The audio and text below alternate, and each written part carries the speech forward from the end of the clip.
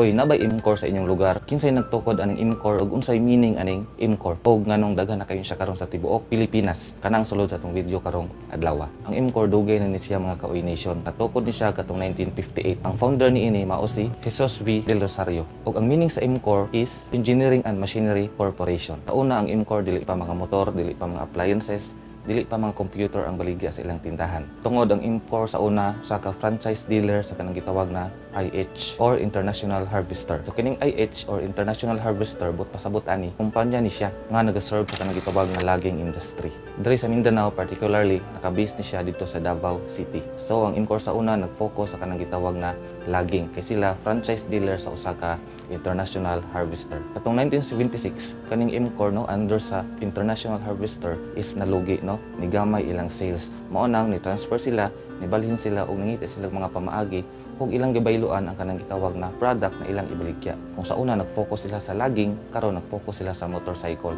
Kini siya nahitabo katong 1976. Gitawag ni siya og trading and financing of motorcycle. Kini siya nahitabo dito sa Bahada sa Davao City. So 1976 na nagsugod ang pamaligya og mga motor sa IMCOR. Wala na tong logging. Ug katong 1979 diha pa nagisugdan ang pag-add nila og product sa ilang tindahan.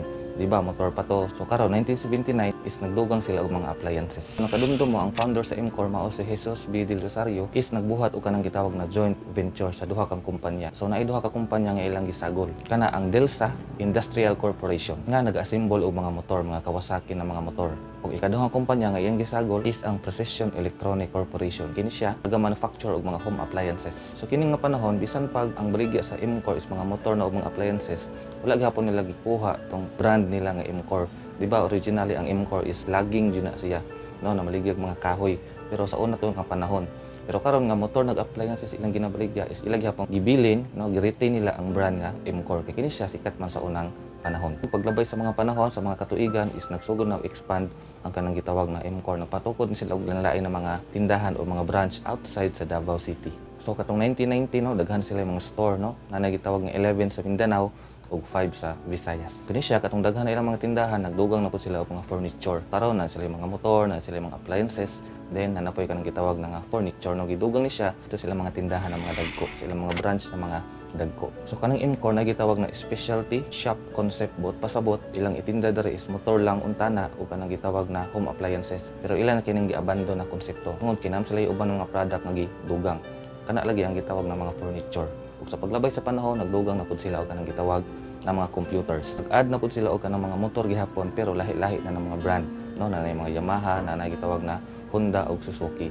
Dito po sa ilang appliances na department is nagdugang na po sila og ubang brand, no, mga Korean na mga brand like LG o kanang gitawag na Samsung. So karon ang IMCOR daghan na kay branch no sa Mindanao ug sa Visayas. Karon na sila gitawag na 165 na mga tindahan or mga branch ug 2,000 kapi na mga empleyado. Ang IMCOR pod usa sa mga successful na corporation sa Pilipinas ug usa sa mga dagko ng mga taxpayer sa Davao City.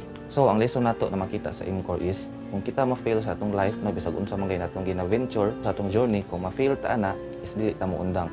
Pwede ta magpadayon or pwede ta mo testing ug lain na venture. Kay basin diha is diha nato ang success nagiandam sa Ginoo sa atoa. Sige kana lang tong video karang adlaw ug unta na may na-learn bisag gamay ug magamit ninyo sa unahan sa inyong kinabuhi.